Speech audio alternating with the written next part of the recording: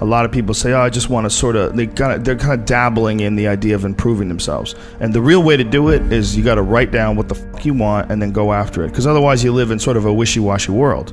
If you decide, I'm going to get down to bang, I'm going to do this. I'm going to run a marathon in less than 5 hours. I'm going to, whatever the fuck it is, you got to write that shit down and go for it. What I tell people is the best advice that I've ever heard, the best advice I ever came up with, is that live your life like you're the hero in your movie. And right now is when the fucking movie starts and your life is a shitbag disaster, like every fucking Arnold Schwarzenegger movie where he wakes up and makes a blender full of pizza and ice cream, and that's what you know what I mean? Yeah. Those guys where they're like on the brink, they put the gun in their mouth and they put it down because they see a photo of their daughter. Pretend that's you.